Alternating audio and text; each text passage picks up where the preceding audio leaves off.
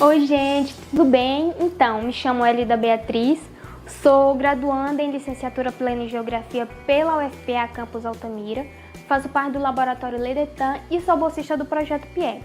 E hoje, em nome do Ledetan, quero convidar todos vocês a assistirem nosso webinar.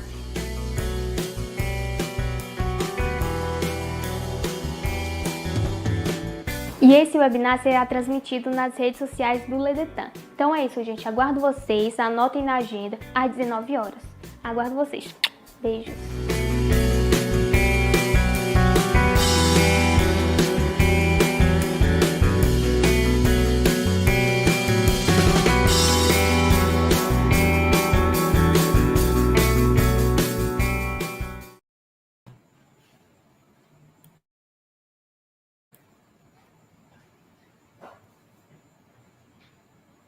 Boa noite a todos e a todas e a todos que estão nos acompanhando.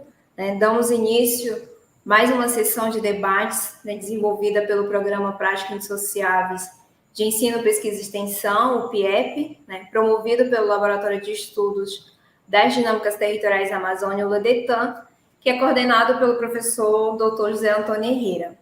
Bom, o tema de hoje nós temos juventude e espacialidades, ou como costuma chamar a Clarice Kassab, juventudes e espacialidades. O tema juventudes e espacialidades é propriamente um tema pensado dentro do Programa Prática Indissociável de Ensino, Pesquisa e Extensão, o PIEP, que desenvolve pesquisa em 3 escolas de ensino médio, voltadas especificamente para juventudes. Essas 3 escolas, escolhidas por nós no contexto de espacialidade, também contam com o contexto da implantação da usina hidrelétrica de Belo Monte, e as dinâmicas espaciais que ela ocasionou no território. Bom, para a live de hoje, para o nosso webinar, nós temos 2 convidados bastante importantes, de renome, a professora Assis Oliveira e a professora Clarice Kassab, ambos com pesquisas desenvolvidas para as juventudes, para as crianças e adolescentes. Bom, eu sou Rony Cleice Santos, sou pesquisadora da casa, pesquisadora do Ledetan, também sou doutoranda do programa de pós-graduação em Geografia, tenho trabalhos desenvolvidos em torno das crianças e adolescentes, sobremaneira, considerando os impactos, as afetações, as implicações no território e no espaço empreendido por Belo Monte. E atualmente trabalho com... na realidade, atualmente eu tenho os sujeitos particulares de pesquisa, não mais as crianças e adolescentes, mas sim as juventudes, no intuito de compreender as espacialidades dela no território. Professora Clarice Kassab, professor Assis Oliveira, sejam bem-vindos a mais uma sessão de debates promovida pelo Ledetan. Chamo inicialmente, na verdade, eu gostaria que inicialmente vocês fizessem uma fala de 1 minuto, rapidinho, falem um pouquinho sobre o tema, e aí depois a gente retoma para que a Clarice Kassab inicie a fala. Professora? Desculpa, o microfone estava desligado. Clássico, né? Bem, boa noite, então, a todas, todos e todas, Enfim, como a Rony me apresentou, eu me chamo Clarice, Sou professora da Universidade Federal de Juiz de Fora e do Programa de Pós-Graduação em Geografia, da UFJF, Também coordeno o Núcleo de Geografia, Espaço e Ação, no GEA, e é no âmbito do núcleo, que eu e e os alunos, discentes, e os demais professores que trabalham, têm pensado o que é a centralidade do nosso núcleo, que é pensar a produção do espaço a partir da ação social dos sujeitos, E aí, no meu campo específico, esses sujeitos são os jovens, Então, eu queria agradecer, assim, o convite, e a possibilidade de estar aqui novamente dialogando com o grupo, Agradecer em nome também aí do professor Herrera, da Rony, que me fizeram esse convite, e dizer que é deste lugar que eu vou me colocar, que eu vou falar do lugar de uma professora em geografia, de uma geógrafa de formação, que vai pensar a juventude na dimensão do espaço. Bem, eu também agradeço Rony, Herrera, o Davi, que também está aqui na parte da organização, da logística aqui da plataforma. Agradeço muitíssimo o convite, né, e a todas as parcerias que a gente vem desenvolvendo desde que eu retornei do doutorado, ano passado. Eu sou Assis Oliveira, eu sou professor da Faculdade de Etnodiversidade, no campus de Altamira, da UFPA, uma faculdade para povos e comunidades tradicionais, e também sou professor do programa de pós-graduação em Direito e Desenvolvimento na Amazônia, do Instituto de Ciência Jurídica da UFPA, no campus de Belém. E venho desenvolvendo já há bastante tempo, desde 2010, pesquisas voltadas para crianças e juventude, primeiro com foco na temática de Belo Monte, né, que sempre nos mobilizou no contexto do município de Altamira, na região do Xingu, e também, paralelamente, com foco nas diversidades culturais do ser criança, ser adolescente e ser jovem, né, e essa live, esse evento vai me possibilitar trazer um pouco dessas minhas discussões que eu fiz no doutorado, pensando as juventudes indígenas e a discussão da sua espacialidade ou das suas discussões em termos de território também, tá certo? É mais ou menos por aí que vai o meu diálogo hoje. Obrigada, professores, pela fala. Eu gostaria, nesse momento, de chamar inicialmente a professora Clarice Kassab para iniciar a sua fala, né, trazendo para nós, na verdade, compartilhando conosco, né, os seus trabalhos, a sua história de luta sobre as juventudes, né? Lembrando que nós temos 20 minutos de fala para cada palestrante, e aí nós temos depois um segundo momento, né, que são a retomada dos questionamentos que nós teremos. Professora Clarice Kassab, fique à vontade para expor sua fala. Obrigada, Rony. Bom, novamente, então, eu vou começar agradecendo, né, a possibilidade de estar aqui conversando com vocês, não apenas sobre um tema que é meu campo de pesquisa, meu campo de extensão, mas também é meu campo de luta, né, e começar dizendo que pensar a juventude a partir, né, das suas espacialidades implica afirmar a existência desses sujeitos sociais que, em suas práticas cotidianas, produzem e reproduzem o espaço. Então, é a partir desse lugar que a gente vai começar essa conversa. Práticas essas que, no entanto, né, a gente sabe, são marcadas por tensionamentos e contradições que muitas das vezes nos coloca diante da urgência de pensar o espaço como resultado da ação de múltiplos sujeitos, né? Portanto, pensar o espaço a partir da ação de múltiplos sujeitos que, evidentemente, têm intencionalidades que são distintas, né?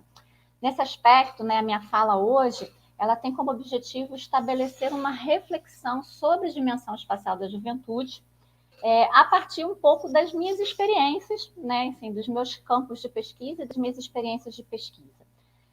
Nessas minhas pesquisas, né, a partir de diferentes recortes temáticos, né, eu sempre tive como um centro de investigação a espacialidade dos jovens, né, e aí especialmente a espacialidade dos jovens nas cidades. Suas formas de estar e ser no urbano e como que a cidade vai condicionar a própria juventude. Então, o que eu pretendo aqui é sintetizar algumas dessas contribuições de forma que possamos também, que eu possa também contribuir para pensar a juventude nessa dimensão que eu estou chamando, que é uma dimensão espacial. Primeiro, né, eu vou reafirmar aquilo que já é muito mais do que dito, né? A juventude ela tem uma dimensão sócio-histórica e, portanto, também tem uma dimensão espacial, né? Se eu estou falando de sociedade, invariavelmente eu preciso falar do espaço que essa sociedade produz. Não vou me estender nesse debate, até porque tem muitos autores, né, e pesquisadoras e pesquisadores que já falaram isso muito melhor do que eu, né? Mas eu vou dizer que eu me situo ao lado desses autores, né, que vão pensar a juventude a partir, né, de um momento sócio-histórico específico, que é a Constituição da Modernidade, que é o momento também que se inventa a juventude. E aí, neste momento, a juventude é um singular, né? Aqui ela ainda é um singular. Tá? E aí, pensar a invenção da juventude imbricada no contexto da modernidade implica também a gente pensar tudo ao qual isso se refere, né? O controle do corpo, o disciplinamento para o trabalho, a cronologização da vida, a preparação para o mundo adulto, né, a fase de transição, né, enfim, é pensar a juventude nessas muitas representações que até hoje, né, estão presentes, né, no senso comum, na literatura e presentes também nas políticas e nas formas de ação em relação aos jovens. Tá? Ou seja, é pensar a juventude como um momento da vida e pensar o jovem como um sujeito que precisa ser controlado, vigiado, né, e que precisa estar permanentemente sobre o controle de um sujeito que é um sujeito adulto. Então, afirmar essa dimensão, né, que é a dimensão sócio-histórica da juventude, que é também uma dimensão socioespacial, pressupõe também pensarmos que a juventude implica um conjunto de relações que se distinguem no tempo e no espaço e que são condicionadas pelas diferentes experiências sociais que os sujeitos estabelecem ao longo da sua biografia e que vão, essas experiências, forjando a maneira de ser jovem. E, desse modo, também significa assumir as juventudes como distintas, diferentes e desiguais socioespacialmente. E aí, aqui, a juventude se torna plural, né? Ela se torna múltipla, ela deixa de ser apenas uma juventude singular e homogênea, né? E passa a ser pensada e abordada e trabalhada na sua pluralidade. Se, portanto, eu vou assumir essa perspectiva, né, necessariamente eu também vou assumir a perspectiva de pensar o jovem como um sujeito social, pois a construção humana, né, a construção dos sujeitos humanos, também se dá a partir das experiências coletivas que esses sujeitos experimentam, vivenciam, né, e a partir das... e também das experiências essas que concomitantemente vão produzindo a si, ao sujeito e ao mundo. Portanto, pensar o jovem como sujeito social é pensar que este sujeito, ao se produzir, produz-se na relação direta com o mundo, né? E, portanto, é um sujeito dotado de ação, dotado de intencionalidade, dotado de projetos, né? E dotado de particularidades que se colocam neste momento que é a juventude. Tá? Então, atribuir ao jovem a dimensão de sujeito, nessa perspectiva que eu tenho trabalhado, significa reforçar o seu papel ativo na produção de si e do mundo. Então, em minhas reflexões, eu tenho trabalhado e pensado a juventude como um feixe de relações que são estabelecidas pelos sujeitos jovens em seus diferentes espaços e tempos, num determinado e particular momento da sua vida, que o colocam de maneira muito intensa no público e, consequentemente, na relação com o outro. Né? Então, é o momento que esse sujeito sai com muito mais intensidade, né, do âmbito familiar e privado e se coloca no mundo, se coloca no público de forma muito mais intensa. E aí a gente vai pensar especialmente esse lugar, né, que é a cidade. Tá? Então, assim, né, pensada dessa forma, a juventude pode ser pensada como uma posição nessa relação de poder, nesse feixe de relações de poder. Diferentes sujeitos ocupam, nesse momento da sua constituição, diferentes, distintos e desiguais posições nessas relações. Sobre esse prisma, né, a experiência das juventudes, o modo de ser jovem, é atravessado por um conjunto de mediações que vai condicionar a forma como o sujeito produz e se apropria de suas experiências e pertenças, e, ao fazer isso, vai dar sentido ao mundo e às relações que ele mantém com o mundo. Se é assim, né, se assim será preciso que a gente leve em conta as múltiplas mediações que atravessam a vida desse sujeito. A cor, a classe, o gênero, a sexualidade, o território, as histórias de vida, os grupos de pertença. Ou seja, eu posso dizer que, de uma forma geral, é preciso que a gente considere as condições nas quais se desenrolam a vida desses sujeitos.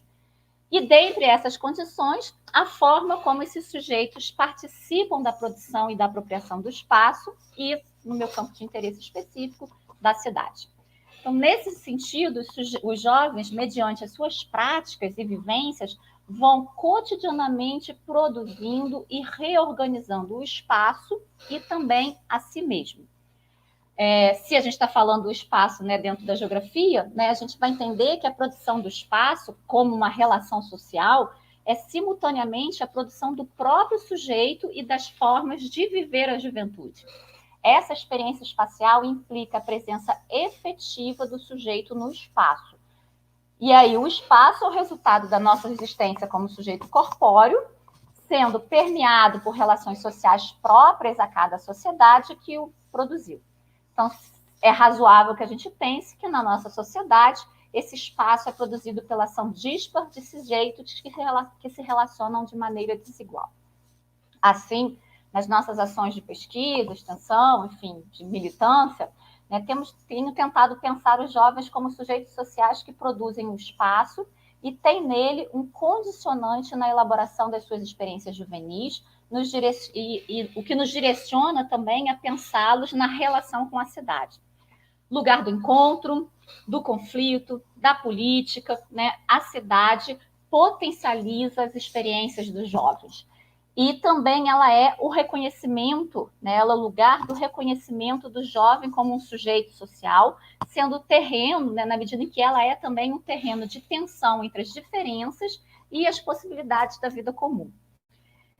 Nesse sentido também que a gente vai pensar, né, que a cidade é o lugar de variadas expressões da sociabilidade dos jovens, reunindo sujeitos de interesses, valores, projetos distintos, cuja convivência vai necessariamente implicar o estabelecimento de regras que regulam e limitam esses interesses, de forma que parcialmente atendê-los ou de forma a não atendê-los radicalmente. Tá? Essa reunião na cidade vai pressupor também um encontro físico, né? E desse modo ela realiza-se nessa reunião, realiza-se num espaço que é também alvo de normas e de regras que são expressas na sua organização tanto material quanto simbólica. Então, o arranjo dos objetos na cidade, por exemplo, né, a forma como os objetos estão arrumados, arranjados e organizados na cidade, vai interferir na realização das ações de muitos dos sujeitos que habitam. E aí, dos sujeitos jovens não será diferente. Então, por exemplo, a concentração de equipamentos de lazer e cultura na área central de uma cidade média como Juiz de Fora implicou para os jovens dos bairros de periferia limitações no tocante ao aproveitamento do seu tempo livre, a possibilidade do encontro, a fruição, né, o acesso a determinadas expressões culturais. Né? Então, isso é uma pesquisa que eu desenvolvi lá no início da minha entrada na universidade, por exemplo. Tá? Assim também como a precária localização da nova casa e um conjunto habitacional do Minha Casa Minha Vida, na mesma cidade de Juiz de Fora, dificultou aos jovens a concretização de novas territorialidades e a produção do sentido de pertencimento territorial àquele novo lugar, estranho a eles, inóspito a eles, né? E daí também a necessidade de se redefinir enquanto sujeito, né? E enquanto sujeito que realiza suas práticas na cidade. Isso é uma outra pesquisa nossa também, essa um pouco mais recente. Bom, mas a cidade é também mais do que apenas um conjunto de objetos fixos, né? Edifícios, ruas, prédios, né? Ela é em si uma relação social. Tá? Na cidade, os sujeitos são colocados em permanente relação, como eu já falei muitas das vezes, conflituosas. Se a gente for pensar na nossa sociedade, na cidade capitalista, né? Elas são extremamente hierarquizadas e desiguais. Tá? Mas elas obrigam também a gente a nos confrontarmos com o outro, né? A estabelecer relações que são relações políticas, né? A estabelecer formas de ações sobre o espaço que são formas de ações políticas também. Tá? E, portanto, pensar a cidade assim, né? Assumir que a cidade é esse espaço do exercício da política, né? É assumir também a coexistência, a pluralidade e a diferença. Na cidade, né, objetos materiais, fluxos, normas, modelos, símbolos, códigos, né, vão estar presentes na cidade e vão constituir a cidade, exigindo que os diversos se encontrem e se comuniquem. Né? Jovens e adultos, homens e mulheres, pessoas brancas, pessoas negras, né, pessoas de classes distintas, todos se encontram na cidade, ou naquilo que o Milton Santos chama do espaço banal, né? E o professor Milton Santos falava que a cidade é o próprio mundo, né? O que torna também, né, a cidade um sistema aberto e pulsante de signos, e significações da vida cotidiana, do habitar, da mobilidade, dos usos, das relações de poder, das relações relativas à cultura e também das relações do mercado. Reconhecer esses códigos e esses signos que ordenam a cidade, né, percebê-los na forma pela qual os objetos geográficos estão dispostos e organizados, ou como as ações ocorrem, é fundamental, né, quando a gente está tentando compreender as práticas espaciais dos jovens. Né? Então, entender de que maneira, né, ou onde nessa teia de relações que é a juventude, os jovens se situa, é importante para que eu possa compreender as práticas espaciais desses jovens e as suas espacialidades na cidade. E aí, né, a gente vai recorrer, né, na pesquisa, a gente recorre a Doreen Macy, né, que a partir da noção de pluralidade, né, do espaço múltiplo, né, vai nos permitir pensar a esfera das multiplicidades como esse espaço essencialmente aberto, em contínuo desenvolvimento, o que vai também reforçar, né, na esteira da nossa autora, da Doreen, né, a presença de sujeitos com histórias, trajetórias, biografias e intencionalidades divergentes e que se encontram no lugar, né, na própria cidade, forçados aí nesse lugar a conviverem entre si.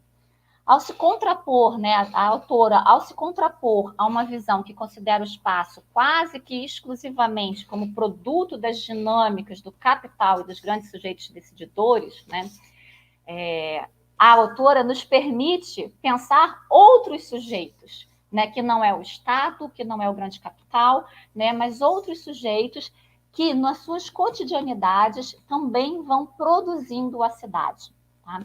E é dessa forma, né, que nós olhamos os jovens e olhamos a juventude como uma condição particular que condiciona o processo de produção e compreensão, o processo de produção e a compreensão e a vivência do espaço por parte do jovem. Embora a tendência hegemônica seja de homogeneização e padronização do espaço, a existência da diversidade dos sujeitos garante a multiplicidade do espaço. E garante, portanto, e me permite, portanto, pensar uma cidade que é também produzida pela ação dos sujeitos jovens, né? E que, portanto, esses sujeitos produzem a cidade e, como produtores da cidade, se apropriam também desta cidade na particularidade da sua experiência juvenil. Ao produzir, isso quer dizer que ao produzir a sua vida, né, o jovem habitante desta cidade, né, também produz a própria cidade, imprimindo nela as suas marcas, né, as marcas da sua presença ou da sua ausência também, a partir de uma lógica que é uma lógica centrada não no adulto, né, mas que é uma lógica centrada na condição juvenil, na sua condição juvenil. É uma cidade produzida pelos jovens sobre a lógica da experiência juvenil, portanto, sobre as práticas da experiência juvenil. Trazer à cena, né, essa condição implica reconhecer que, apesar das forças de dominação e controle adultas, né, que vão atravessar e mesmo condicionar as ações dos jovens, né, o que o Duarte chama do adultocentrismo, né, a produção do espaço por esses jovens é orientada pela sua condição de ser na cidade. Por isso que eu falava, né, que apesar de todas as resistências que o adultocentrismo coloca, né, a ação dos jovens, né, e a ação desses jovens como sujeitos dessa ação, não como objetos da ação, né, esses jovens reafirmam e afirmam cotidianamente a sua existência através das suas práticas, que são práticas socioespaciais. Em nossa trajetória, portanto, de pesquisa, né, nós temos pensado a cidade como um espaço que é um espaço também formativo da juventude. Olhamos os jovens pelas ruas da cidade em sua busca por lazer, observamos eles inseridos em políticas públicas, compreendemos os vínculos com seu território, os desafios de se redefinirem diante de processos de desterritorialização. Buscamos entender, por exemplo, como viver em cidades médias condicionam seus projetos de vida. E, mais recentemente, na pesquisa, né, buscamos compreender como que o ingresso na universidade pública, via uma política de ação afirmativa, foi capaz, ou é capaz, né, de produzir uma inflexão na trajetória do sujeito jovem, dispondo a ele, né, de um leque de experiências na, com e pela cidade. pelos seus cotidianos, portanto, é que a gente tem tentado entender a cidade como esse espaço condicionante da sua condição juvenil e os jovens como sujeitos produtores do urbano. Tá? Pois, como eu já falei, né, várias vezes aqui, ao se apropriar da cidade, esse espaço, né, ao se apropriar da cidade, esse que é um espaço, né, esse jovem também produz a si numa condição muito particular, que é essa condição da sua juventude. E é essa dialética, né, do espaço e da juventude, né, que a gente tem tentado construir a partir da construção de uma ideia da juventude como um feixe de relações vividas pelos sujeitos jovens. Então, a cidade é para os jovens um conjunto de lugares formais e informais que vai potencializar a troca e os contatos e promover para esses jovens relações que são concretas e são simbólicas, tá? E que estão presentes, né, nos arranjos espaciais que organizam a vida urbana. Bem, acho que eu já devo estar chegando no meu final, ou se eu não passei, Rony? Acho que eu já passei um pouquinho, enfim, já vou caminhando para o final, né? Enfim, o que eu tentei trazer um pouco hoje, né, como eu falei no início, e de forma muito rápida e muito pouco aprofundada, é verdade, né? É um pouco o tecido teórico, digamos assim, sobre o qual as minhas reflexões estão sendo construídas, né, ao longo aí desse tempo, tá? É um esforço de síntese, né, que seja capaz de contribuir para o entendimento desta que é a relação central das minhas pesquisas e escritos, enfim, que é essa relação juventude e espaço. Ou seja, um esforço de pensar o jovem como produtor da cidade no imbricamento que conduz a tratar a cidade também como condicionante na constituição do jovem como sujeito social e da juventude como relação social e, portanto, também uma relação política.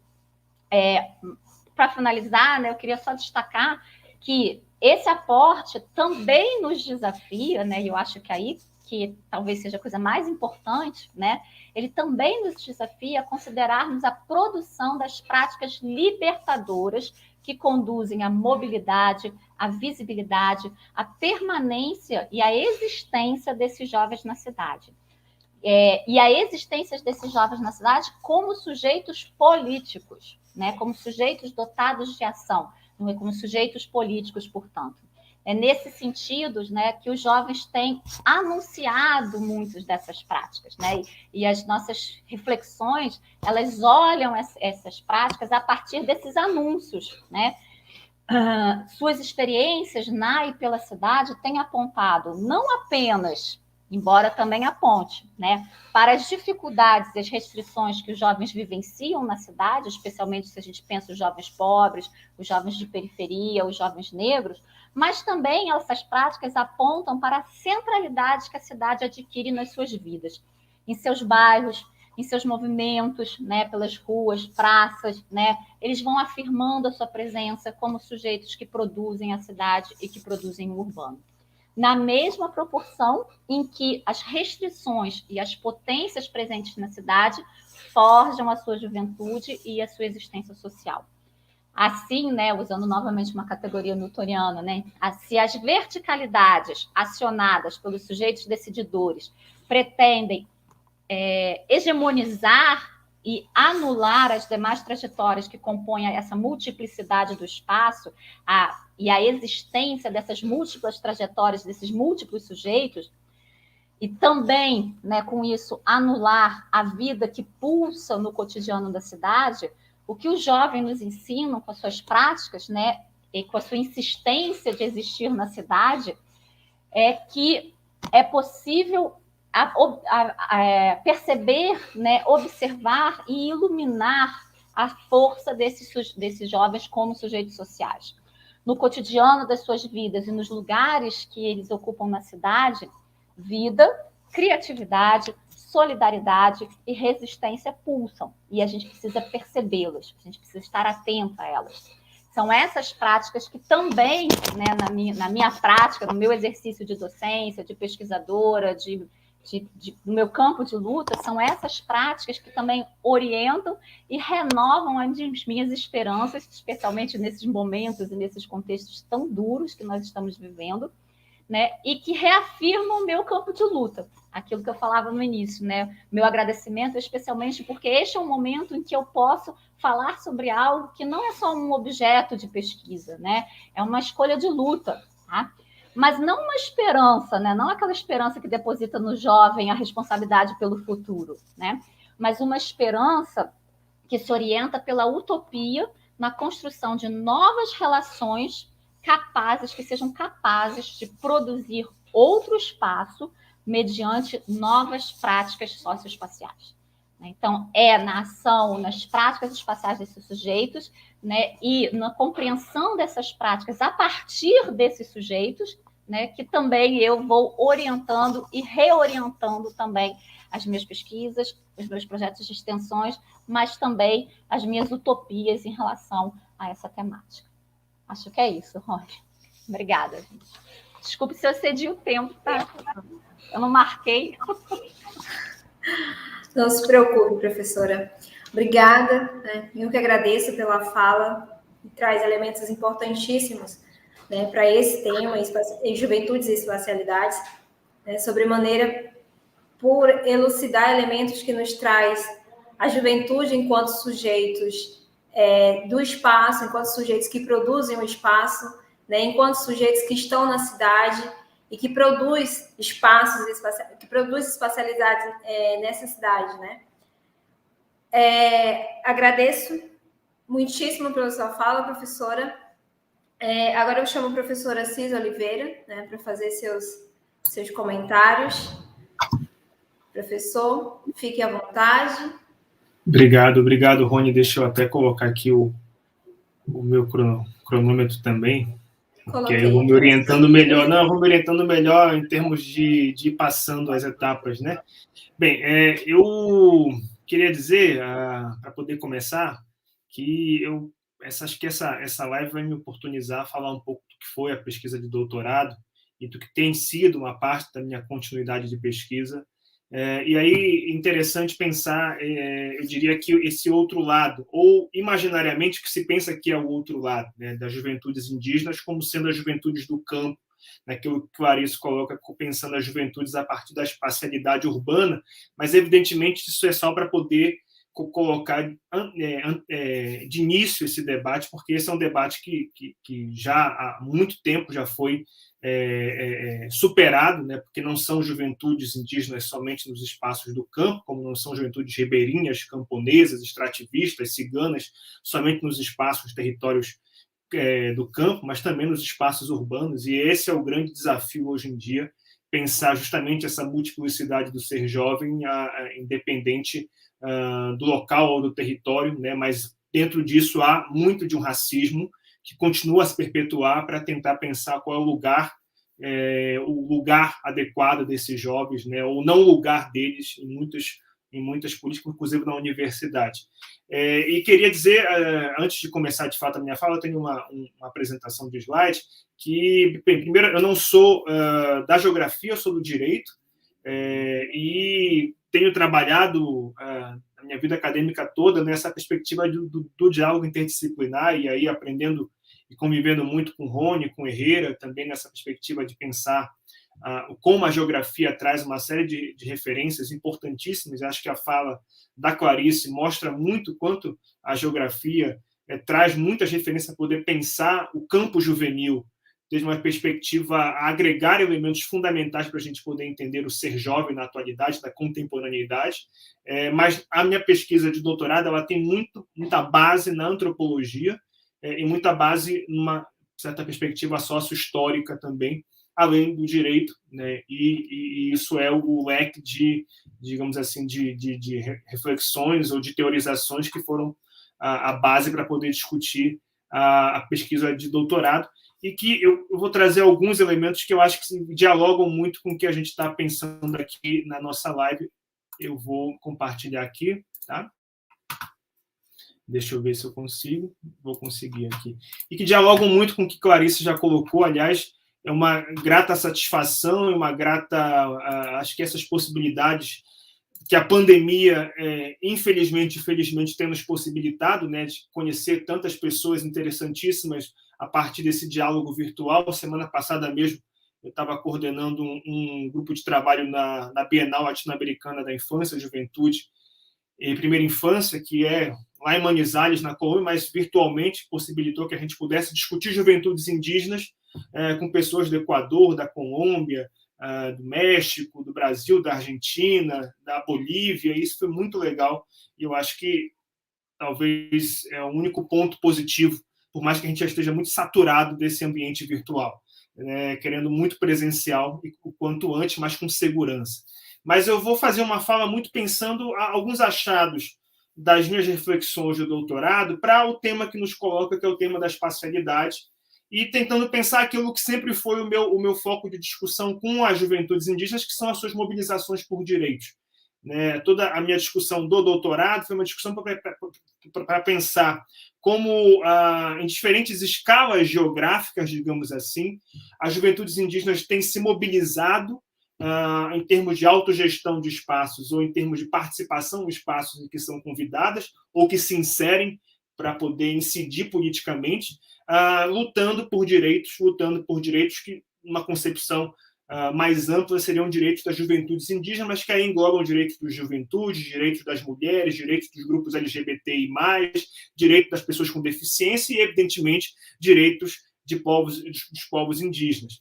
Então, essa é o leque, digamos assim, de reflexões, e aí eu parto de algumas dimensões que eu trago nessa perspectiva de pensar a espacialidade, mas trazendo esse referencial da interculturalidade. Evidentemente, trabalhando com povos indígenas, o referencial da interculturalidade é quase como uma ferramenta de análise obrigatória para a gente poder entender e dialogar com os povos e com os jovens desses povos, as suas ações, as suas reflexões, enfim, as suas atuações para aquilo que a gente quer desenvolver na pesquisa e, evidentemente, também as nossas parcerias enquanto professores que também, como Clarice, atuam num campo de militância, atuam no campo também de colaboração, não somente de construção de objetos de pesquisa, mas de sujeitos com os quais eu continuo a interagir e continuo a buscar tanto contribuições quanto também reflexões que possam trazer para as pesquisas que eu venho desenvolvendo. E aí há umas dimensões interessantes para a gente pensar essa construção do espaço a partir das juventudes indígenas. Uma delas, que é muito forte no campo dos povos indígenas, é a dimensão cosmológica, de que esse espaço, esse território, ele tem toda uma concepção cosmológica de se viver nesse espaço, que perpassa desde a reflexão, desde da vivência com as suas ancestralidades, e dos conhecimentos que os ancestrais trazem para a contemporaneidade do seu modo de vida, quanto também essa dimensão da convivência com a natureza, com o meio ambiente, com uma dimensão extremamente profunda, extremamente rica de relação, muito além daquilo que a gente, enquanto sujeitos não indígenas, por assim dizer, consegue conceber. Eu lembro sempre, por exemplo, do protocolo de consulta Munduruku, que é um protocolo que foi feito pelos Mundurucus para poder dizer como o Estado deve consultar. Eles, Mundurucus, é um povo da região do oeste do Pará, e eles dizendo nesse protocolo, e toda vez que o Estado for consultar eles sobre hidrelétricas, sobre grandes obras, eles têm que aguardar os Mundurucus consultarem as aves, os rios, as árvores, a natureza como um todo, porque só os Mundurucus é que sabem como consultar, como dialogar com a natureza, e entender como a natureza entende e a posição da natureza, uma posição política da natureza sobre determinada obra que os Mundurucus vão traduzir para o Estado e, evidentemente, vão colocar também a sua posição. Isso demonstra uma dimensão cosmológica muito forte de apropriação do espaço e que as juventudes indígenas incorporam e se apropriam a partir da sua própria dimensão cultural. E aí vem o segundo elemento, que é o elemento da dinamicidade cultural. É interessante pensar essa relação com o que a Clarice colocou, porque durante muito tempo a pergunta que se fez para pensar a condição juvenil entre populações do campo, por assim dizer, é uma pergunta que se enfeixava numa única questão. Existe juventude entre povos tradicionais? Essa era uma pergunta que, desde a década de 60, 70 e até os anos 90, reiteradamente foi produzida no campo da antropologia da juventude, da sociologia da juventude, da história das crianças e dos jovens, aqueles que transitavam ou que buscavam refletir sobre esse assunto, seja para poder negar a possibilidade de ter uma condição juvenil entre povos tradicionais, e nessa negação também dizer que toda forma de manifestação seria uma imposição cultural, uma posição ocidental, né? Seja para, ao fazer uma afirmação de que existe, tentar fazer uma comparação entre as juventudes desses povos, a juventude urbana, sempre inferiorizando, né, uma lente de inferiorização dessas condições juvenis entre povos indígenas e entre povos tradicionais. Essa já não é mais a pergunta que nos mobiliza no campo de discussão das juventudes indígenas. A pergunta que nos mobiliza hoje é outra. Como é que se manifestam e como esses sujeitos se autorreconhecem como jovens dentro dos seus grupos étnicos e vem produzindo essas dimensões de ser jovem, seja no campo ou no espaço rural, a partir das suas várias relações que desenvolvem dentro dos povos e nas suas vários outros espaços de sociabilidade. Evidentemente, também produzindo várias formas de conceber o espaço, o território e as relações que desenvolvem em cada um desses espaços. Daí a dimensão da dinamicidade cultural, que ela é fundamental para pensar justamente que os jovens e as crianças são produtores de cultura. E, ao serem produtores de cultura, também produzem a forma como cada determinado grupo concebe o seu território, concebe as suas relações em determinado território, participam dessa construção e não somente são sujeitos passivos da construção que os adultos supostamente fazem e as crianças só mimetizam, os jovens só mimetizam ou reproduzem. Não é essa a dimensão, e a dinamicidade cultural coloca uma certa igualdade de condições, evidentemente com desigualdades que vão ocorrer por conta das relações de poder, mas uma igualdade de condição em pensar que todos produzem a cultura e não somente os anciões, as lideranças, os adultos, enfim. Evidentemente, isso está ligado também a uma dimensão de injustiças coloniais, né, que perpassam o reconhecimento de que todo esse processo foi marcado por muita violência, né, uma violência que vem desde a invasão e da invenção, né, da América Latina, antigas Índias Ocidentais, depois América Latina, né, e também vem de uma dimensão de luta contra o adultocentrismo. E aqui eu friso muito, e Clarice já colocou de maneira muito acertada, a gente sempre colocar essa problematização do adultocentrismo, porque o adultocentrismo está dentro das comunidades indígenas como está fora delas, né? E isso foi um adultocentrismo que foi concebido, na minha perspectiva teórica, desde um pensamento descolonial, que é o que me filio, a partir da imposição colonial, né, como se deu essa invasão no território dos povos indígenas e como se deu também esses intercâmbios, essas imposições culturais que também acirraram um processo adultocêntrico que, na minha concepção, já existia antes, desde um outro formato de adultocentrismo comunitário, mas que passa a ser intensificado a partir dessas múltiplas influências que a agência colonial teve. E aí tem a dimensão também da organização, da autogestão, ou seja, as juventudes indígenas têm produzido uma série de espaços auto-organizados nas escalas comunitárias, regionais, nacionais e internacionais, para poder produzir o seu discurso, produzir a sua própria perspectiva de, inclusive, interpretar e produzir os direitos indígenas e, evidentemente, incidir em diversos espaços sociais, que a gente vai ver mais adiante, alguns desses espaços. E, por fim, essa dimensão de que são espaços tanto físicos e cada vez mais espaços virtuais. Né? Talvez os jovens indígenas sejam hoje os grandes militantes virtuais dos movimentos indígenas. Né? Inclusive, foram fundamentais durante esse período da pandemia para desconstruir uma série de fake news que foram colocados por missionários neopentecostais, sobretudo, em muitos povos indígenas, em muitos territórios étnicos, que traziam uma série de informações falsas sobre a vacina, né, sobre a vacinação, e isso acabou trazendo inicialmente muita resistência de muitos indivíduos de quererem se vacinar, né, e os jovens foram fundamentais ao produzir, sobretudo através do espaço virtual, outras informações para desconstruir essas fake news e, evidentemente, assegurar com que a vacinação ocorresse de maneira mais adequada e mais acelerada dentro dos territórios étnicos. Então, o virtual é muito importante também, essa espacialidade virtual, cada vez mais ela é importante, evidentemente, para as juventudes como um todo, mas aqui pensando nas juventudes indígenas.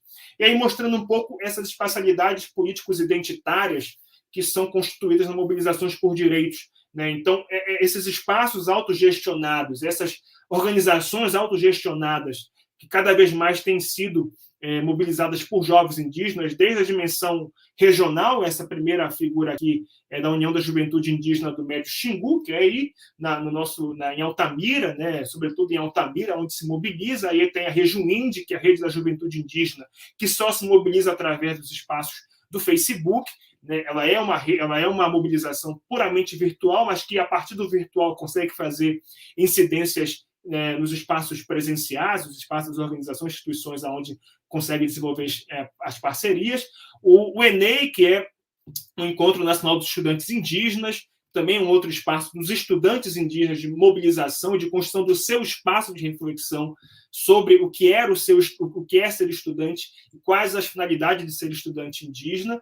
A rede, essa quarta aqui, é a Rede Latino-Americana de Jovens Indígenas, que também tem uma série de atuações a partir das articulações que os jovens têm nessa rede, a nível de América Latina. A Global Indigenous Youth Caucus, que é uma organização internacional de jovens indígenas, que tem uma incidência, sobretudo, nos espaços da ONU, das Nações Unidas, ou seja, pensando nas esferas de incidência de direitos internacionais, e também a Juventude Indígena, a partir da Comissão Nacional de Juventude Indígena, que essa é a logomarca do último evento que teve dessa comissão. Então, são várias escalas geográficas, por assim dizer, de articulação e mobilização dos jovens indígenas, justamente para poder pensar essas incidências e a quem são demandados, a quem os sujeitos ou as entidades, as instituições com os quais eles necessitam transitar, interagir e se relacionar para poder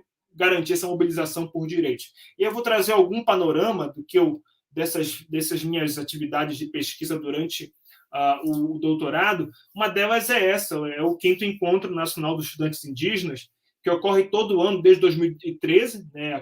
Todo ano ocorre o ENEI. Esse ano que eu acompanhei 2 anos. Em 2016 foi em Santarém, 2017 foi em Salvador. E é muito interessante porque o ENEI é um encontro feito por estudantes indígenas, sempre numa universidade, com exceção de um dos últimos ENEIs, que foi feito numa aldeia indígena, no Mato Grosso do Sul, mas basicamente nas universidades. Né? E uma das questões mais importantes que os jovens colocam é essa capacidade de territorializar a universidade, ou seja, da sua presença na universidade e durante os eventos, da sua presença nas cidades onde os eventos ocorrem, ser uma presença que traga uma marca indígena, uma marca intercultural, que modifique, por assim dizer, o status quo, né, ou as condições de se estar naquela universidade, de se produzir conhecimento nas universidades. Então, esses eventos, eles são fundamentais, tanto pela capacidade que tem de mobilizar as juventudes que estão, e a maior parte das pessoas que são estudantes indígenas são jovens. Hoje em dia, pelo último censo que tivemos do INEP, eram 56 mil estudantes indígenas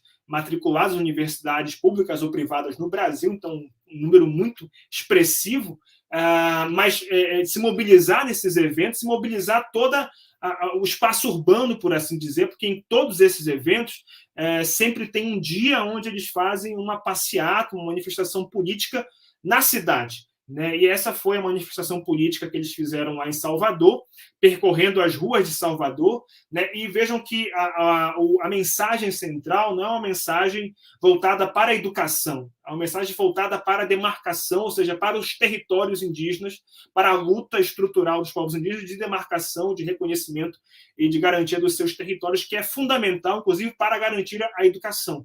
Né? Muitas lideranças com que eu conversei diziam isso. Existe um direito primordial, que é o direito à terra, e esse direito puxa todos os outros direitos.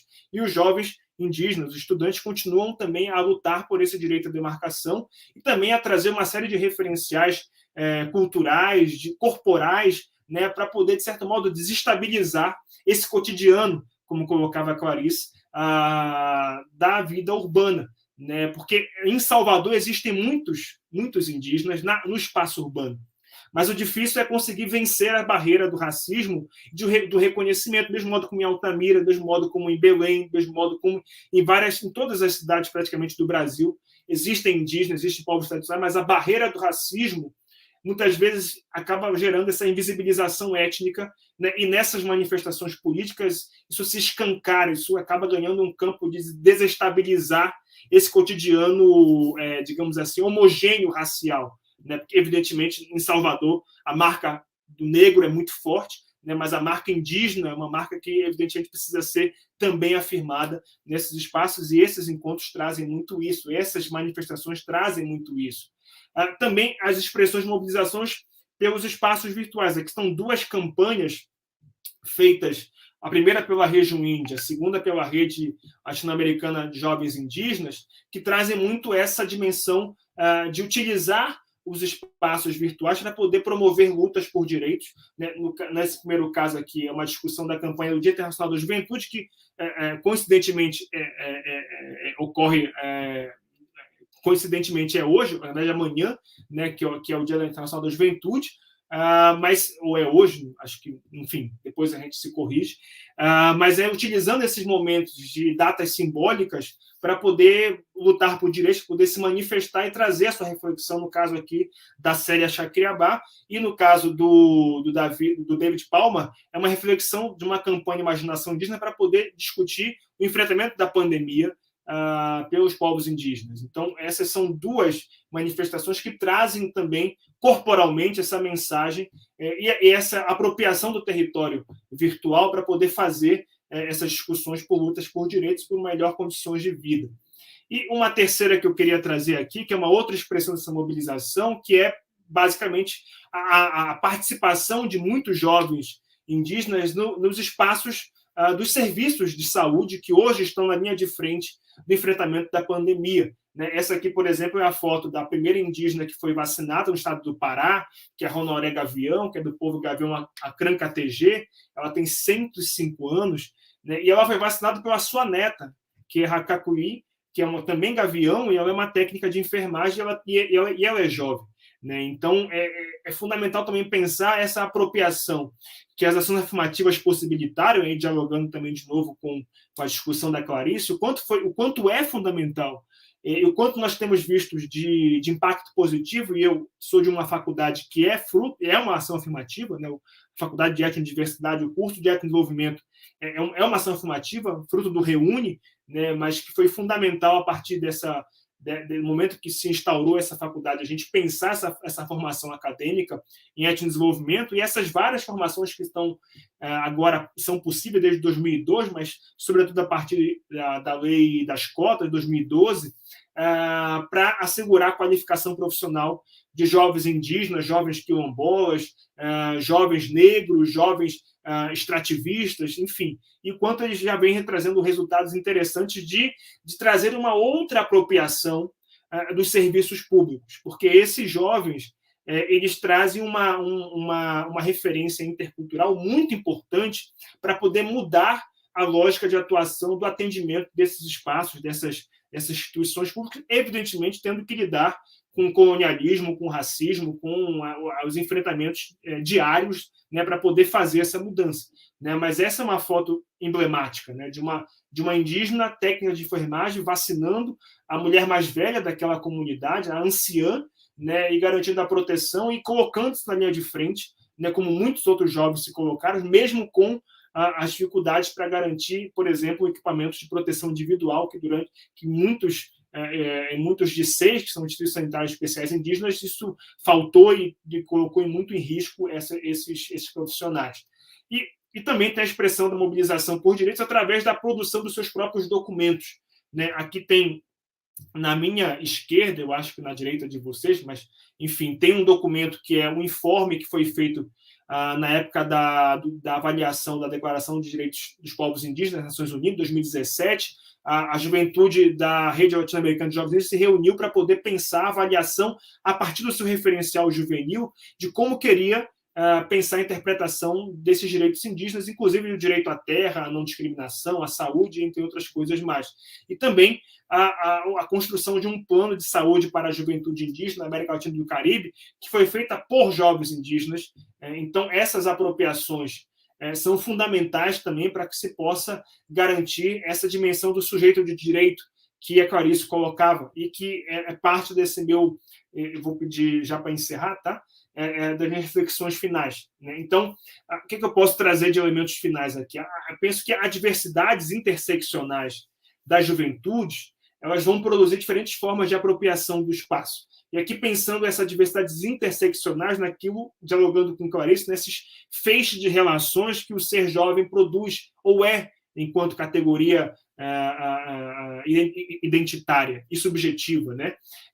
Porque, evidentemente, é preciso pensar essa juventude nas suas várias relações e construções subjetivas identitárias. Né? Dentro dessa dimensão do ser jovem indígena, existe uma série de dimensões internas que vão, de certo modo, diversificar enormemente essa juventude. Né? E por isso que é fundamental, e esse é um esforço que todos nós temos que fazer, enquanto os acadêmicos, de não encapsular a juventude na nossa produção acadêmica, ou seja, há sempre mais expressões da juventude do que o nosso referencial teórico, nossa lente de análise possibilita compreender.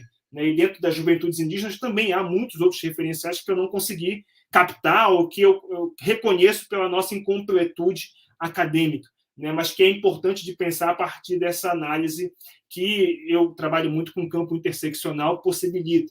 Né? A segunda questão é que o adultocentrismo ele opera nesses espaços, a partir das relações de poder que são constituídas e que são da lida do enfrentamento da juventude. Né? E é fundamental a gente pensar como e reconhecer como o adultocentrismo, e aí pensando numa perspectiva também interseccional, junto com o racismo, junto com o patriarcado, né, junto com as discriminações de classe, né, como eles atuam, né, para poder gerar essas desigualdades de acesso ao espaço público ou de restrição de acesso ou de atuação em determinado espaço, determinado território, e da manifestação enquanto sujeitos. E aí, para poder trazer essa manifestação enquanto sujeitos, tem essa última questão, que é a agência da juventude produz sentidos outros para o território e os modos de vivenciá-lo. Por isso que a importância de concebê-las como sujeitos políticos, de conhecimento, de desejos, de direitos. Eu venho refletindo muito que, a partir do meu campo, evidentemente, jurídico, né, e que a gente enche a boca para dizer que os jovens são um sujeito de direitos, mas eu acho que a constatação de que a juventude é um sujeito de direito é uma constatação que tem que ser dada a posteriori e não a priori.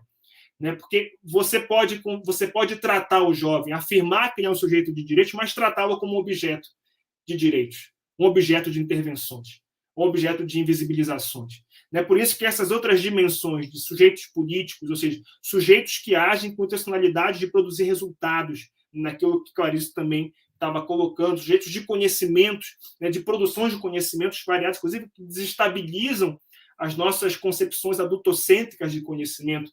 Na semana passada eu fiz um texto com uma coluna que eu organizo, um texto refletindo só sobre uma carta que em 2016 eu tive acesso, uma carta de jovens internados num centro de internação no Distrito Federal, que produziram uma carta na linguagem do rap para poder colocar sua contestação sobre as condições de estadia naquele centro de internação.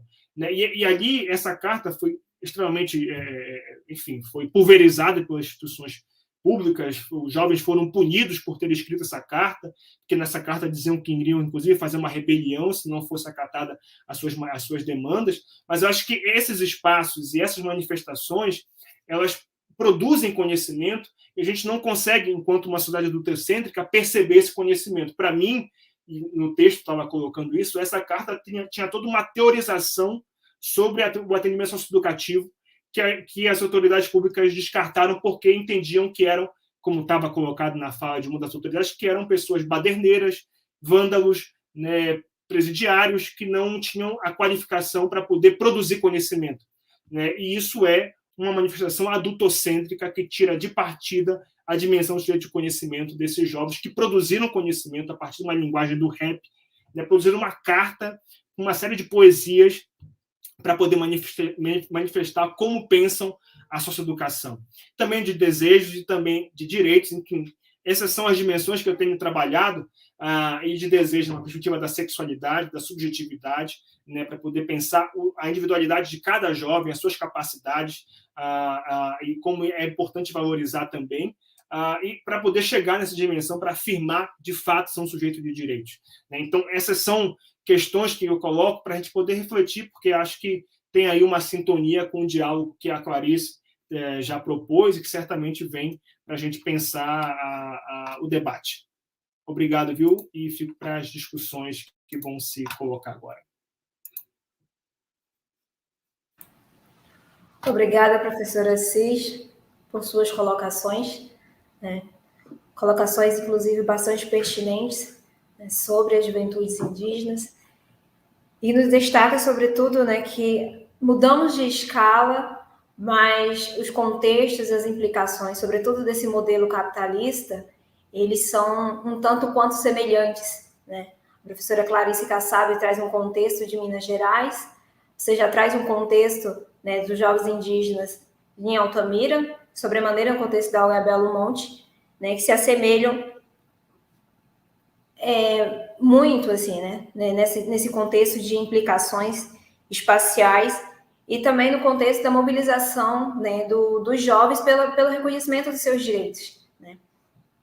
Bom, chamando a professora Clarice Kassab, vamos agora para o segundo momento do nosso debate, que são as perguntas, né. Nós temos algumas aqui, sendo que a primeira pergunta ela é do DN, né, voltada à professora Clarice Kassab, a qual ele faz a seguinte colocação. O espaço é uma condicionante para a produção das subjetividades juvenis, né? Sua pesquisa se situa no urbano, mas como que a senhora analisa os demais espaços e se conhece, né? E como as diferentes urbanidades, ou seja, amazônicas, atuam nessa categoria juvenil. Uma outra pergunta, também do Denis, só que agora voltada para a professora Cis, com relação ao adultocentrismo, né, indígena, que ele coloca que é uma assimilação cultural com o colonizador, segundo sua fala, mas ela já era presente. E aí ele questiona o seguinte, quais os pontos em comum com outras expressões desse adultocentrismo, né? Vocês querem responder agora, professores, ou querem que eu continue os questionamentos e ao final vocês respondem? Acho melhor responder, né? Então vamos lá. Começo eu, começa a professora Cis. E professora Clarice. Começo eu, então. Ai, meu Deus, começo eu. Vamos lá. Bom, Dani, a segunda parte da resposta é fácil. Não conheço. Não saberia te dizer como que as diferentes urbanidades amazônicas vão atuar na categoria juvenil, né? Isso porque eu acho que como a produção do espaço está relacionada, né, com as particularidades da sociedade que o produz, evidentemente a gente fala numa categoria geral da sociedade capitalista, né? Então a gente pode até pensar que há alguns aspectos, né, alguns processos, algumas forças, né, que são comuns, né, de uma forma geral, e que são estruturantes, né? Afinal, partilhamos todos nós uma mesma estrutura social, que a gente vai chamar aí dessa estrutura da sociedade capitalista, né? Mas há também aqueles que se referem às particularidades, que são dadas pelas diferentes escalas das cidades, que são dadas pelas diferentes relações com a natureza, né, que são dadas pelas diferentes experiências que os jovens, né, vão viver e que vão condicionar as suas subjetividades e que vão condicionar também as suas próprias práticas espaciais. E aí, nesse aspecto, assim, na particularidade, né, que você me pergunta, né, das diferentes urbanidades amazônicas, eu realmente não poderia dizer. Eu acho que a Rony pode me ensinar mais, inclusive, sobre isso, né? Bom, como é que eu analiso os demais espaços? Um pouco dessa forma como eu tentei responder agora, né? Assim, as minhas pesquisas elas são centradas no urbano, né? Embora, né, eu já tenha orientado um trabalho, né, assim, de conclusão de curso, né, com jovens rurais, né, aqui na região de Minas Gerais, perto aqui de Juiz de Fora, mas a centralidade está no urbano, né? E, evidentemente, né, a experiência juvenil e viver a juventude na cidade se distingue, né, da juventude do campo, a juventude rural, a juventude campesina, ou como o professor Assis colocou agora, também aprendi bastante, né, da juventude indígena, né? Mas eu acredito que há um elemento comum, que é aquilo que eu tentei construir aqui do ponto de vista teórico, né, da fundamentação teórica, né, que é esse imbricamento, né, essa dialética, esse imbricamento dialético entre o sujeito e o espaço, né? Então, e aí, do meu ponto de vista, isso se dá no urbano, isso se dá no rural, isso se dá no campesino, né? Atravessado por mediações distintas e por particularidades, né? Operando do ponto de vista do método, né? Nesse jogo entre uma universal, particular e o singular, né? Que vão me produzir diferentes compreensões sobre o real, né? E aí eu estou me situando dentro do método dialético, propriamente dito. Então, acho que, do ponto de vista teórico, eu poderia dizer, há algumas relações que são partilhadas no universal, né? Mas as particularidades são aquelas que vão imprimir, né, singularidades nas experiências desses sujeitos e nos seus condicionamentos como sujeitos jovens e nas suas práticas espaciais. E essas eu não sei dizer, né? Não sei dizer porque implicaria, né, a necessidade de estar imersa nessas realidades, o que eu, de fato, não estou, né? Mal estou dando conta de fazer as coisas atuais, né? Enfim... mas eu responderia um pouco desse sentido, daí não sei se eu fui muito clara. Eu acho que, do ponto de vista da construção da dialética, essa construção me permite, inclusive como uma abstração teórica, compreender outras e distintas realidades, mas dessa maneira, como uma construção teórica, né, uma abstração, né, que precisa ser sempre dialogada, né, do real de volta para o real, ou seja, eu construo essa minha construção, essa minha construção é ótima, né? Eu produzo essa minha construção teórica do real que eu estou olhando, né? Produzo uma abstração, né? Mas eu preciso voltar ao real, ela tem o real que me responde ela, né? E aí esse movimento, né, que é um movimento do método, né, é um movimento que vai se distinguir em a cada realidade, né, de pesquisa, de estudo, de interesse, etc. Tá? Então, infelizmente, eu não sei nada sobre a urbanidade amazônica. Né? Vou deixar para a Rony responder. Vou deixar lá na sua banca de qualificação, Rony, para você me ensinar. Tá? Enfim, não sei se eu respondi, mas eu diria mais ou menos por aí, tá? Numa questão sobre o método, propriamente dito. Sim, eu acho que na pergunta do Dene, vai muito nessa discussão, eu não sei se me fiz entender na hora que eu coloquei essa discussão, porque é uma discussão profunda, inclusive na própria tese, foi um capítulo enorme para poder pensar o adultocentrismo e as suas conexões raciais, por assim dizer, ou como eu trabalho, o adultocentrismo racializado, né, que vai ser introjetado nas comunidades indígenas, ou seja, na minha perspectiva, e aí são as perspectivas teóricas, né, existem perspectivas que vão dizer que não existia patriarcado nas comunidades indígenas, não existia adultocentrismo nas comunidades indígenas antes da chegada da intrusão colonial, né, antes da invasão dos navegantes europeus, enfim, dos exploradores europeus no território ameríndio, né?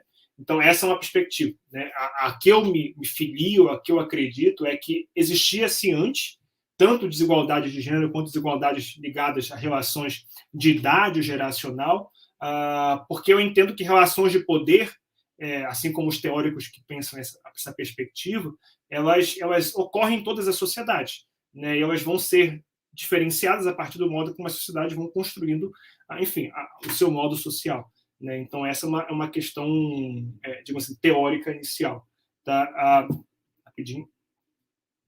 Agora, o modo como se dá a partir da intrusão colonial é essa diferenciação. Então, quando eu vou conceber a ideia de um adultocentrismo racializado, eu vou dizer que a partir da criação da raça, que é uma criação da invenção, enfim, da invasão da América Latina, que surge em 1490, em 1500, para o Brasil, a partir da invasão do território ameríndio, você vai ter uma série de mudanças de como essas comunidades indígenas vão lidar com essas influências culturais, né, ou essas imposições culturais. Né, e muito dessas mudanças vem para poder intensificar desigualdades internas nas comunidades. Né. Então, ainda hoje, e as mulheres indígenas e os jovens indígenas vêm justamente pautando isso, a importância de reconhecer, tanto internamente como externamente, o seu lugar de fala, a sua igualdade de participação, a sua capacidade de construção de políticas, de decisões coletivas, de inserção em espaços organizacionais. Né? E isso é uma pauta, uma demanda que tem por trás de si o reconhecimento de que há tanto desigualdade de gênero quanto desigualdades ligadas à relação adultocêntrica, né? Mas a perspectiva é mostrar que, e aí a minha questão não é saber se existiu ou se não existia antes, porque isso para mim é desnecessário, é uma discussão teórica desnecessária. Bem, alguns vão dizer que é necessário, para mim não é. Minha questão é apontar hoje, né, como o jovem vem enfrentando esse adultocentrismo dentro das comunidades e fora das comunidades, né, a partir da sua incidência, da sua agência, né, e pensando em como justamente os usos que se dá de uma certa desqualificação do ser jovem para poder excluir do acesso a espaços, a posições sociais, a direitos, né, e isso ocorre tanto dentro quanto fora das comunidades indígenas, mas dentro das comunidades indígenas, isso tem muito uma marca de uma intrusão colonial que intensificou muito essas desigualdades, né, e que, evidentemente, aqueles que se auto-reconhecem como jovem, a própria questão de se auto-reconhecer já é um grande levante comunitário, né, porque em muitas comunidades a ideia de que não existe juventude ainda é algo que se perpetua como uma reprodução de perspectivas de tradição, por assim dizer, já é um levante, como também muitas comunidades entendem que não há diversidade sexual, não há indígenas LGBTI a mais, enfim, e isso vem para poder fazer um enfrentamento, para poder mostrar que há, e que não somente há, como eles também querem produzir o espaço, produzir as decisões coletivas a partir da sua perspectiva juvenil, LGBTI a mais, de mulher, enfim, de gênero, e isso é fundamental. Mas naquilo que eu concebo e venho discutindo com a juventude, aquilo que a gente vem discutindo é pensar como o adultocentrismo é uma relação de poder existente entre os povos indígenas e como fazer esse enfrentamento a partir da sua condição juvenil, né, a partir das estratégias de diálogo intergeneracional, que é a perspectiva que a juventude indígena vem propondo, não é confrontando, é dialogando para poder, inclusive, transformar tradições, né, que diziam que não poderia o jovem ter acesso às assembleias comunitárias, o jovem ter acesso a cargos políticos, né, mas como transformar essas relações sem ferir as tradições, mas mostrando que há relações de poder que têm que ser superadas, que têm que ser modificadas. Esse é o desafio que está colocado hoje para as juventudes indígenas.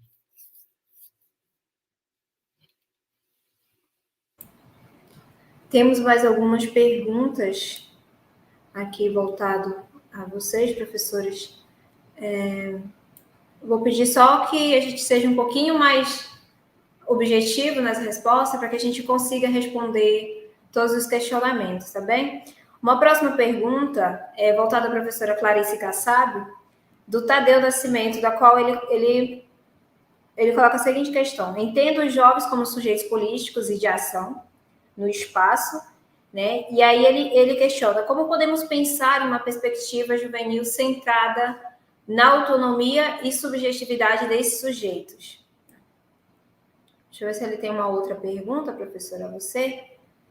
Se tem uma outra pergunta, que aí a gente já fecha. Não. No momento temos só essa pergunta para a senhora e umas outras que estão abertas. Essa foi profunda, hein, Clarice? Isso é uma tese aí, né? Que medo. Eu vou responder devolvendo a provocação ao Tadeu, porque olhando a foto dele aqui, ele que é jovem, eu não sou. Mas brincadeira à parte, Tadeu. De fato, como o professor Assis falou, isso dá uma tese, né? Aliás, uma boa tese, de passagem. Eu acho que a primeira coisa, talvez, seja a gente pensar um pouco esse sujeito, né, a partir dele, né? Ou seja, como um sujeito político, né? Como um pouco como o professor Assis falava, né? Ele é o sujeito, né? E a gente não vai dar voz ao sujeito, a gente não, porque o dar voz é uma atitude também adultocêntrica, né? Como se esse sujeito não tivesse voz e eu estou dando a ele, né? Esse sujeito vai falar porque ele é um sujeito de voz própria, né? E aí eu acho que a gente pode pensar, né, tentando responder em uma perspectiva juvenil centrada na autonomia e subjetividade desse sujeito, a partir, né, da observação, da observância, do diálogo, da participação, né, das experiências deles. Né? Então, não sou eu, a Clarice, que estou lá fora né, a observadora, né, que vai observar e vai dizer como que eles, nas suas práticas espaciais, constituem a sua subjetividade, né? É no diálogo com ele, né? É na experiência, né, partilhada com ele. E, evidentemente, também não é no sentido meramente empirista, né? É um diálogo também que é um diálogo teórico, né? Uma troca de conhecimentos, é uma troca de saberes, né? Em que eu também, né, participo dessa construção, né, porque a produção da subjetividade é intersubjetividade, né, é alteridade, é troca, né, então é nesse movimento que eu entendo que a gente pode pensar uma perspectiva sobre a juventude que é centrada numa autonomia desse sujeito, né. Primeiro porque reconheço ele como um sujeito de autonomia, um sujeito autônomo, e porque também produzo um conhecimento, né, nessa experiência, nessa relação, né, que tenta, né, pelo menos me esforço um pouco nesse sentido, né, não dizer o que eles são ou o que eles devem ser, né, ou como eles deveriam atuar na cidade, ou quais deveriam ser as suas práticas espaciais, ou quais são as mais corretas, quais são as mais erradas, né, mas produzir um conhecimento que contribua, né, na produção dessa autonomia, né, nessa relação dialética e dialógica com esse sujeito, né? E que também contribua, né, nessa experiência, nessa troca, para políticas públicas que efetivamente produzam, né, uma perspectiva de uma perspectiva juvenil que seja uma perspectiva nessa linha que você coloca nessa pergunta de autonomia desse sujeito. E aí, para isso, eu acho que é fundamental que essas políticas considerem quais são as particularidades da experiência juvenil, né? Então, por exemplo, a pesquisa que a gente faz lá no Minha Casa Minha Vida, isso ficou claro que não existe, né? Enfim, dá-se a casa, coloca lá no novo lugar, né? E as dificuldades que esses jovens enfrentam nesse processo de desterritorialização sequer são consideradas, né? E eles sofreram bastante, foi um processo muito violento para eles, né? Então, pensar também uma política pública, né? E produzir um conhecimento que ajude também a pensar uma política pública que considere as necessidades, as realidades, né, e esses sujeitos como sujeitos políticos, ou seja, ouvi-los, né, ouvi-los nesse diálogo aí constante. Não sei se eu respondi também, porque é uma pergunta bem difícil, tá? Eu acho que você pode até me responder melhor, né, como sujeito jovem que você é, porque isso é importante também, né, assim, Assis. Só já vou terminar, tá, Rui? Isso é importante, né? Nós não somos jovens, né? Eu não sou uma pessoa jovem, né? Eu não sou um sujeito jovem, né? Então, eu falo de um lugar que não é o lugar da juventude, né? E isso tem limites na produção do conhecimento sobre a juventude. Obrigada, professora. Bom, nós temos mais os 3 a 4 questionamentos aqui, 2 voltados à professora Assis. O Dani... O Dani é que está animado, né? O Dani, ele questiona, né, a diversidade étnica, né, indígena, e que ela gera múltiplas identidades juvenis. Ele pergunta, na realidade, a diversidade étnica indígena gera múltiplas identidades juvenis indígenas, né? Ou pode-se afirmar uma categoria juvenil indígena comum? O determinante ou determinante cultural, como se processa, né? O determinante cultural, ele como se processa. Aí um outro questionamento também do Dani, a professora Assis, né? Até que ponto o território indígena ele é construtor das juventudes indígenas, né? E, em outras palavras, o jovem indígena, ele sobrevive fora do seu espaço primeiro. Ele questiona. Tá. Eu acho que, inclusive, dá para linkar com essa pergunta da Ana Verena, só para a gente poder fechar. Não sei se vai ter uma outra rodada. Sim. Vai ter alguma outra rodada ou não? Senão eu já fecho as 3. Pode fechar. Tá, porque ela pergunta também quais as dificuldades de identificação identitária nesta realidade amazônica com diversidades que existem. Tá, então, vamos lá. O Dani, acho que a sua primeira parte da minha pergunta já é uma afirmação, né? Você pode transformar essa pergunta em uma afirmação. A diversidade étnica indígena gera múltiplas identidades juvenis indígenas. E essa diversidade étnica não é somente entre cada povo, que são 305 povos indígenas, mas dentro de cada povo tem várias formas de se relacionar e de se construir essas relações sociais, né? Então, cada povo vai ter uma diversidade interna muito grande que tem que ser levada em consideração. Ou seja, nunca, e isso os jovens indígenas sempre colocam, dizer, não há uma única juventude Carajá, não há uma única juventude Xicri, uma única juventude Caiapó. Dentro de cada povo indígena você vai ter uma diversidade interna que tem que ser levada em consideração. Aquilo que a Clarice chamava de feixe de relação, porque eu trabalho como perspectivas interseccionais de concepção do sujeito e da sua identidade, né? Então, é preciso levar isso em consideração, inclusive para a gente não homogeneizar, né? E como é que se homogeneiza hoje os jovens? É dizendo, por exemplo, que é a juventude pobre, né? Por exemplo, hoje as políticas socioassistenciais basicamente se pautam nisso. Juventude pobre é uma categoria que acaba homogeneizando essas diversidades, né? E que você acaba não percebendo essas diferentes concepções identitárias que estão por trás do que se encapsula como sendo uma juventude pobre, uma juventude da periferia, e que é preciso ampliar muito essa análise. Pode-se afirmar uma categoria juvenil indígena comum. Isso só é possível afirmar, essa categoria indígena comum, quando esses jovens indígenas, nos espaços políticos onde eles atuam, buscam construir uma unidade política discursiva.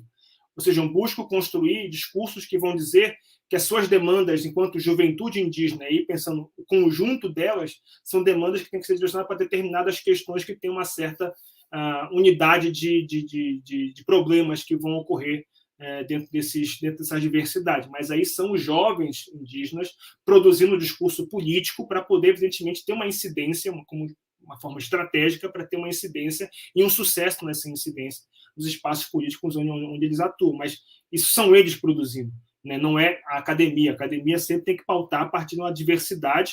Inclusive, nesses aspectos comuns, há questões que não vão ser apontadas, né, porque é um espaço, uma arena política, mas que depois a gente pode refletir que está por fora daquilo que é colocado como comum. Até que ponto, né, o território indígena é construtor das juventudes indígenas? Ele é um dos construtores, né? Então, é importante mostrar como as juventudes indígenas elas têm essa mobilidade, né, essa dinâmica migracional, né? Não todas, mas uma boa parte. Em muitos povos, como os guaranis, por exemplo, ainda hoje, os jovens são aqueles que não casam, né? Então, a concepção de juventude é aquele que foge dos ritos tradicionais, dos ciclos de vidas tradicionais, né? Esses são os jovens, aqueles que vão para a cidade, aqueles que não casam, aqueles que vão criar uma outra lógica de pensar o pertencimento étnico fora das tradições, dos ritos tradicionais. Em muitas comunidades guaranis, isso é a concepção, mas, ou seja, é um dos espaços. O território tradicional, o território étnico, a comunidade, a família é um desses espaços, não é o único, né? E por isso que essa diversidade muito grande de expressões de juventudes indígenas, mas que tem, boa parte delas, tem esse referencial do território, da comunidade, como referencial fundamental para pensar não somente a sua condição juvenil, mas o seu propósito enquanto um sujeito juvenil, né? Nessa luta coletiva dos povos indígenas. E a Ana Verena, com as dificuldades de identificação identitária, eu acho que a grande... Meu filho apareceu aqui. Acho que é uma das... Já estou indo lá. Tem que dar uma boa noite.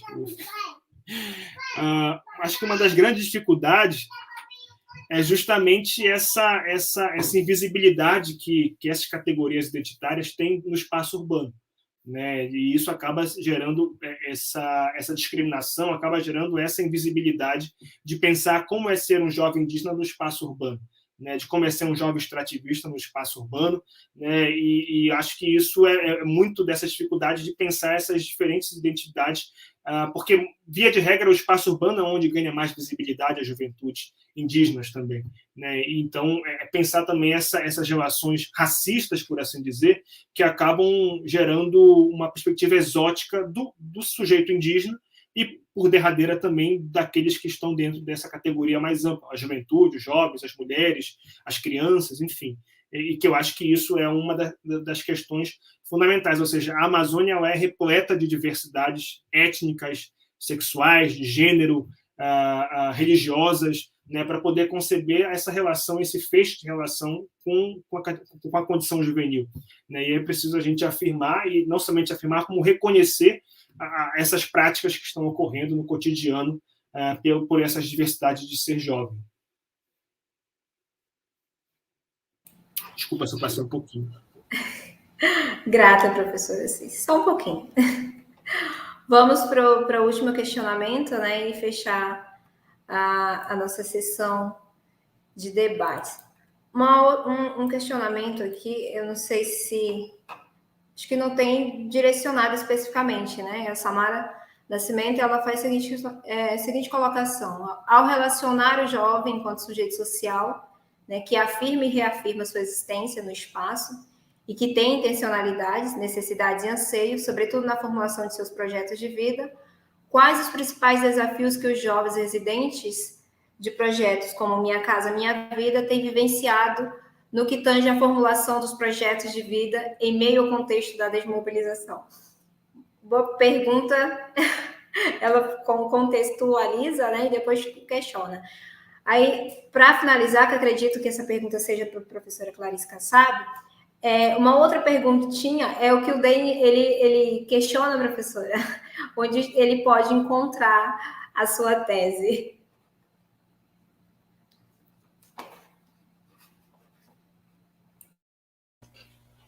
Então, vamos lá, Samara. Eu podia começar dizendo, compra meu livro, porque o livro é o resultado dessa pesquisa, né? Bom, mas enfim, Minha Casa Minha Vida, né? Assim, não é novidade para ninguém, é um programa que foi, enfim, tem inúmeras vantagens, né? Assim, tem inúmeras conquistas, sem sombra de dúvida, mas foi um programa também que produziu uma série de consequências territoriais, né, que veio desde uma redefinição dos ordenamentos territoriais das cidades, especialmente se a gente pensa aí em cidades de escala como a Juiz de Fora, uma cidade média. Então, se você pegar aqui o Minha Casa Minha Vida em Juiz de Fora, ele reorganizou, né, reordenou territorialmente a cidade, inclusive reordenou os lugares da pobreza na cidade também. E produziu também sérios efeitos do ponto de vista da cotidianidade dos sujeitos, né? Na medida em que tirou pessoas de tudo quanto é canto da cidade e levou para um grande conjunto habitacional, que, claro, como toda política habitacional, é primordialmente situado nos lugares de pior localização da cidade, né?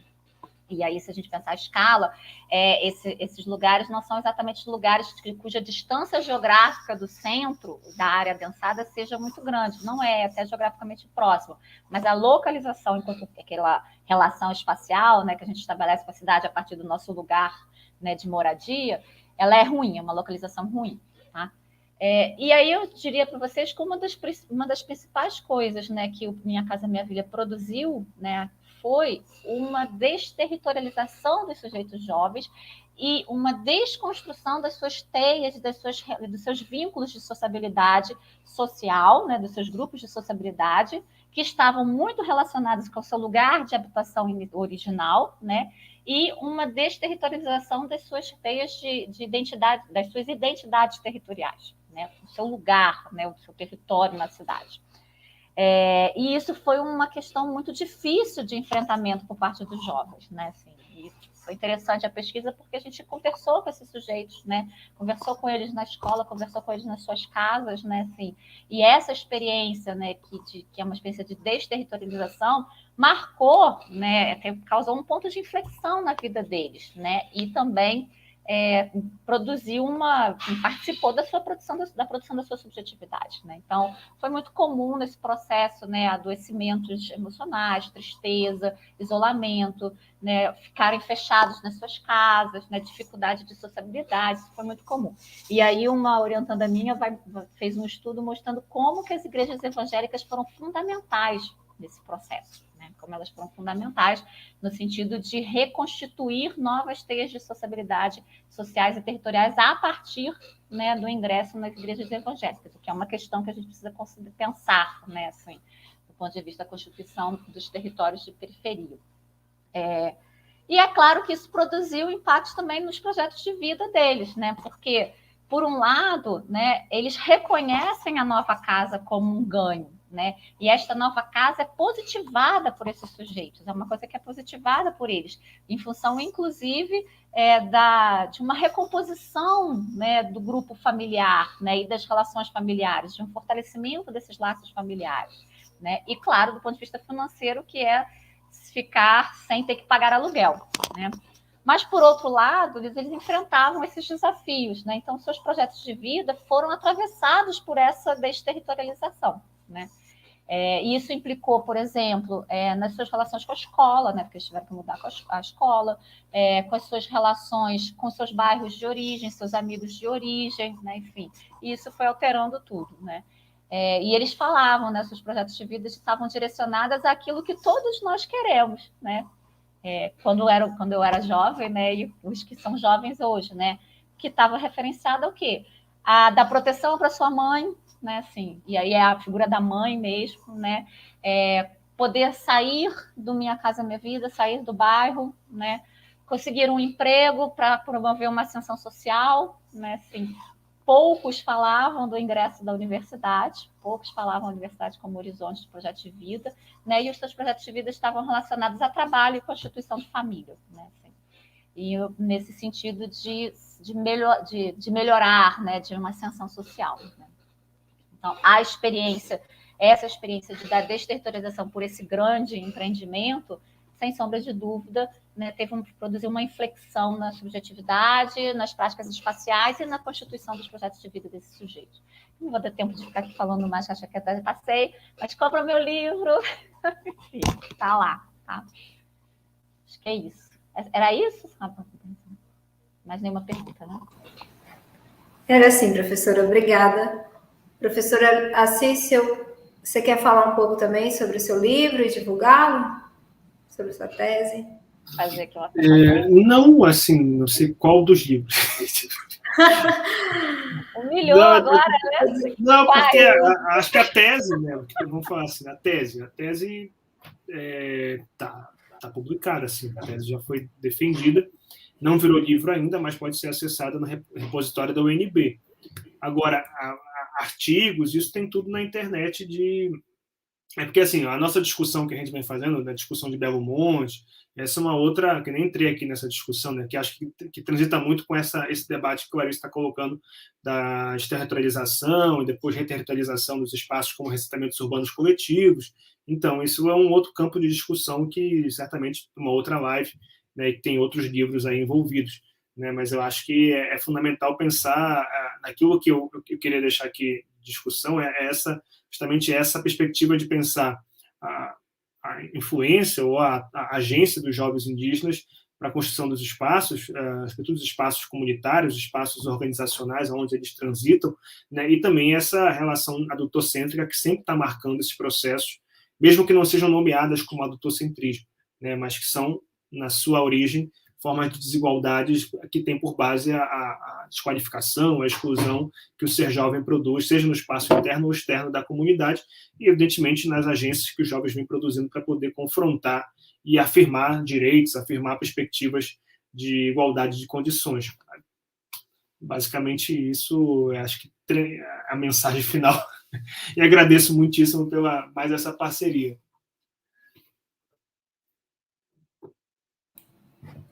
Bom, nós que agradecemos, né, professor Assis e professora Clarice Kassab, né, por aceitar participar conosco, né, desse debate extremamente rico. Né?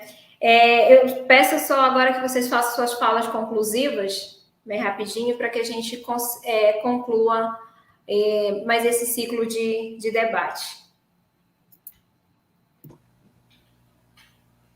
Só vou novamente agradecer, né, e também colocar aí à disposição para futuros diálogos, né, tanto entre Nugé e Ledetan, como também, né, as pessoas que estão assistindo, né, também estou aí aberta para diálogos, né, e agradecer também a presença de vocês, né, que essa hora da noite estão aqui nos ouvindo, né, enfim.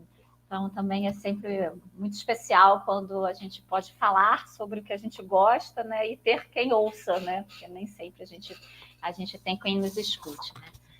Acho que é isso. E, assim, a oportunidade também de conhecer o trabalho do professor Assis, né, também agradecer aí por vocês me permitirem ter esse diálogo e conhecer fazer essa interlocução com o professor. Eu também queria agradecer muitíssimo mais essa parceria. Eu lembrei agora que quem quiser, assim, tem um livro que a gente organizou em 2017, que é Juventudes Indígenas, Estudos Interdisciplinares, Saberes Interculturais, Conexões entre Brasil e México. A gente fez um livro, metade dele com autores do México, outra metade... Aí ele vai pegar outro livro, só para me quebrar.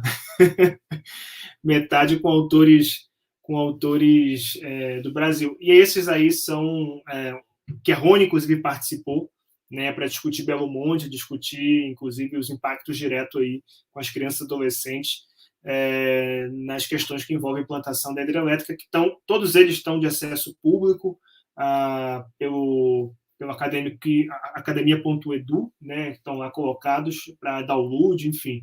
E agradeço muitíssimo, inclusive, por conhecer. Eu já conhecia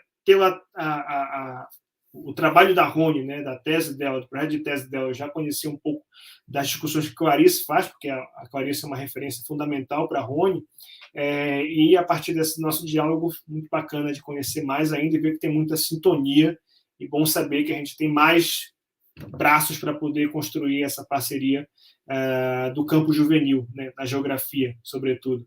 Valeu, muito obrigado e até uma próxima.